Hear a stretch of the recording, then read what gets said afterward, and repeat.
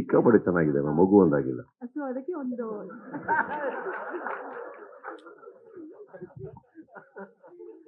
ಅಣ್ಣ ಯಾಕಣ್ಣ ನಿಮ್ಗೆ ಹೆಂಗ್ ಗೊತ್ತಾಯ್ತು ನಾನು ಬೇಡ ಅಂದಿದ್ದೀನಿ ಅಂತ? ಅಲ್ಲ ಶೋ, ಸರ್, ಎಷ್ಟು ಒಳ್ಳೆಯವರು ನೀವು. ಸರ್ ಪರ್ಸನಲ್ ಆಗಿ ನಿಮ್ಮ ಬಾಂಡಿಂಗ್ ಚೆನ್ನಾಗಿದೆ, ಡಾರ್ಲಿಂಗ್. ಅಲ್ಲ ರೀ, 3 ದಿನ ಕರೆದಾಗ್ಲೇ ಬೇಡ ಅನ್ನಲ್ಲ. ಇನ್ನು ಸಿನಿಮಾ ತಗೊಂಬಂದ್ರೆ ಬೇಡ ಅಂತೀವ ನಾವು. It's not like that.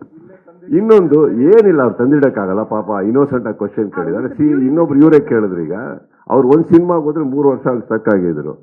ನಮ್ಮ ಹತ್ರ ಕತೆ ತೊಗೊಂಡು ಎಲ್ಲಿಂದ ಬರ್ತಾರೆ? ನಾವು ಫಸ್ಟ್ ಹೇಳೋದು ಅದನ್ನ ಮುಗಿಸ್ಕೊಂಡು ಪಾಪ ನೀನು ಅಂದಿರ್ತೀವಿ. ಮುಗೀತಿಲ್ಲಿಗೆ. See, let us clear one thing. Who is Prem?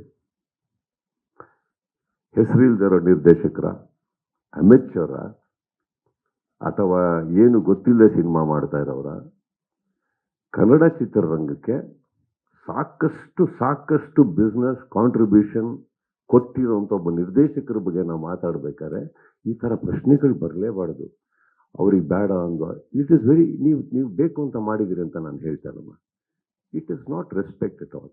ಏನಾಗುತ್ತೆ, ನಮ್ಮ ಕನ್ನಡ ಚಿತ್ರರಂಗದಲ್ಲಿ ಇವತ್ತು ಹೆಸರಾಂತ ನಿರ್ದೇಶಕರುಗಳು ಅಂತ 4 ಜನ ಅಂತ ತೊಗೊಳಕ್ಕೆ ಹೋದರೆ ಅದ್ರಲ್ಲಿ ಒಂದು ಹೆಸರಿದು.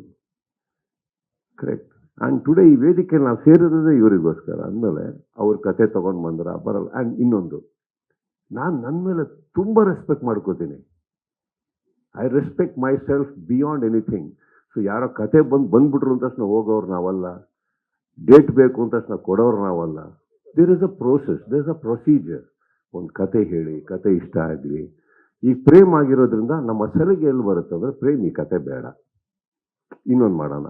ಪ್ರೇಮಿಗೆ ಸಲಿಗೆ ಇಲ್ಲಂದ್ರೆ ನನಗೆ ಇದು ನಂಬ್ರಿ, ನನ್ನ ನಂಬಿ ಬಂದು ಮಾಡಿ. ಈ ಸಲಿಗೆಯಲ್ಲಿ ಅದು ಕಳೆದೋಗುತ್ತೆ ಹೊರತು ಬೇಡ ನಾನು ಮಾಡಲ್ಲ, ಅವೆಲ್ಲ ಬರಲ್ಲ. We are not like that. See how many films is done, what are the contributions is done. So we should keep all that in mind no when we speak.